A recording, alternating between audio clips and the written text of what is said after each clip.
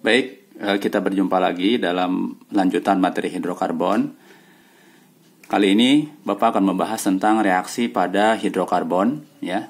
Di antaranya ada reaksi oksidasi, reaksi substitusi, eliminasi, dan reaksi adisi. Sebetulnya masih banyak lagi reaksi-reaksi yang lain pada hidrokarbon. Di antaranya ada reaksi perengkahan atau cracking, ada reaksi polimerisasi, dan yang lainnya. Cuma yang akan Bapak bahas di sini adalah 4 ini karena ini yang paling umum ya pada reaksi hidrokarbon. Baik, kemudian penjelasannya seperti ini. Yang pertama yaitu reaksi oksidasi ya. Reaksi oksidasi adalah reaksi hidrokarbon dengan oksigen yang menghasilkan, kalau pembakaran atau oksidasinya sempurna, dia menghasilkan gas buang CO2 atau karbon dioksida plus H2O air ya. Nah, kalau tidak sempurna, dia akan menghasilkan gas CO, karbon monoksida, dan H2O atau air. Nah, jadi CO ini sebetulnya lebih berbahaya daripada CO2 karena dia CO ini tidak terlihat ya, tidak berwarna, tapi dia beracun. Banyak kejadian orang yang mati lemas di kendaraan karena menghirup banyak CO. Nah, bagaimana contoh dari reaksi oksidasi ini? Ya, kita coba buat. Misalnya, Bapak punya senyawa C3H8 bereaksi dengan oksigen, ya, menghasilkan, kita anggap pembakarannya sempurna, hasilnya adalah CO2 plus H2O. Nah, ini reaksi oksidasi pada C3H8 ya. C3H8 itu apa namanya? Ya, betul, propana ya, propana. Nah, kemudian kelas 10 kalian sudah mempelajari tentang penyetaraan reaksi. Kalau kita lihat reaksi ini meskipun sudah merupakan reaksi oksidasi tapi dia belum setara ya. Dari mana belum setaranya? Kita lihat di sini C-nya ada 3, C3. Sementara di kanan C-nya ada 1. Ini 1C ya. Ini C3, ini C1. Kalau 1 saja belum setara, maka reaksi itu kita nyatakan belum setara. Nah, bagaimana cara menyetarakannya? Ini mudah, teman-teman.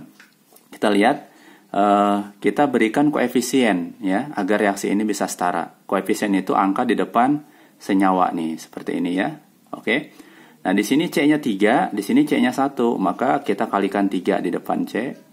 Oke, 3C. Kemudian hanya di sini ada 8 ya. Di kanan ada 2. Nah, berarti dikali berapa biar jadi 8? Berarti dikalikan 4. Gitu ya. Nah, C-nya sudah setara, H-nya sudah setara, sekarang tinggal oksigennya. Nah, oksigen di sebelah kiri ini ada 2. Yang di sebelah kanan ada berapa? Nah, sebelah kanan itu koefisien yang kita berikan tadi dikalikan dengan jumlah oksigen yang ada. Berarti oksigen di sini 3 dikali 2 ya. 3 dikali 2 6. Ya kan?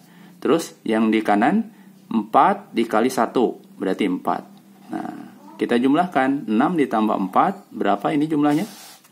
10 ya. Maka jumlah total oksigen di sebelah kanan itu 10 harus sama dengan di sebelah kiri. Nah, berarti di sini berapa?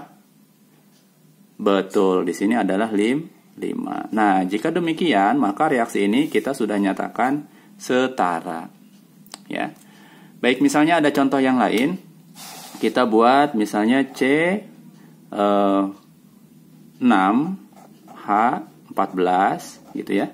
Ditambah dengan oksigen menghasilkan, ini lagi-lagi Bapak contohkan reaksi oksidasinya reaksi oksidasi sempurna ya. Nah, ada yang mengatakan oksidasi itu nama lainnya reaksi pembakaran. Jadi jangan heran ya kalau ada istilah pembakaran atau oksidasi itu sama saja. Nah, kita lihat. Oke, dengan cara yang tadi berarti di sini C-nya 6, di sini C-nya 1, maka belum setara. Maka kita kalikan 6, oke. Hanya di sini berapa? 14. Di sini ada 2, maka kita kalikan 7 gitu ya. Sekarang tinggal total oksigennya. Karena oksigennya belum setara, maka 6 dikali 2, 12 ya. 7 dikali 1, 7. 12 tambah 7 berapa berarti? 19 ya. Nah, di sini ada 2. Berarti berapa dikali 2 supaya hasilnya 19? 9,5 kan? Tapi biasanya dalam persamaan reaksi itu jarang ditulis koma. Koefisien itu langsung pakai sini aja, 19 per 2. Boleh seperti ini, pakai pecahan ya.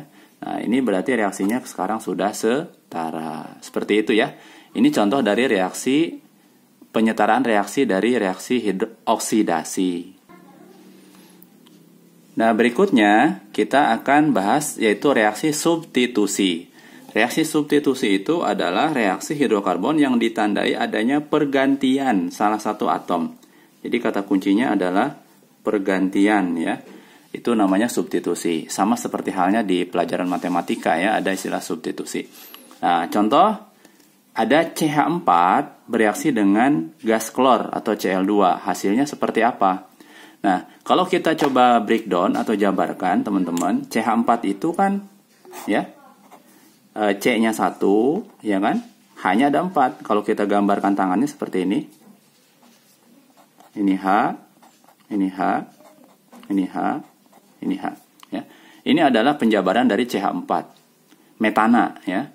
Nah, ketika dia bereaksi dengan Cl2, maka nanti salah satu atom H ini akan digantikan oleh si Cl. Jadi mekanismenya kurang lebih seperti ini. Cl nanti dia akan terbelah menjadi 2 ya. Seperti ini, dia akan terbagi menjadi 2, Cl dan Cl ya. Kemudian dia nanti akan menyerang ke CH4 ya. Dia akan menyerang ke CH4, maka nanti dia akan bereaksi dengan salah satu H yang ada di CH4. Jadi nanti H ini lepas, oke, ya. Ini nanti lepas seperti itu, ya. Otomatis berarti dia nanti menjadi C, H, H, H. Nah, ini kan kekurangan tangan nih, 1, ya kan? Kekurangan tangan, maka nanti akan masuklah 1 Cl ke sini. Begitu. Sisanya Cl yang 1 lagi gimana Pak? Yang ini, ya kan? Maka dia nanti akan berikatan dengan H yang lepas tadi. H dengan Cl berarti menjadi HCl. Nah, seperti itu ya. Nah, kalau kita gambarkan tangannya secara singkat, maka akan seperti ini. CH3, CH3Cl plus HCl. Ini adalah hasil reaksi antara CH4 ditambah Cl2 menjadi CH3Cl plus HCl. Nah, ini contoh dari reaksi substitusi. Artinya ada penggantian satu atom H oleh atom Cl. Ini penggantinya ya, seperti ini. Sehingga dia yang tadinya CH4 berubah menjadi CH3Cl plus HCl. Oke, itu saja dulu. Ada baru kita bahas yaitu reaksi oksidasi dan reaksi substitusi.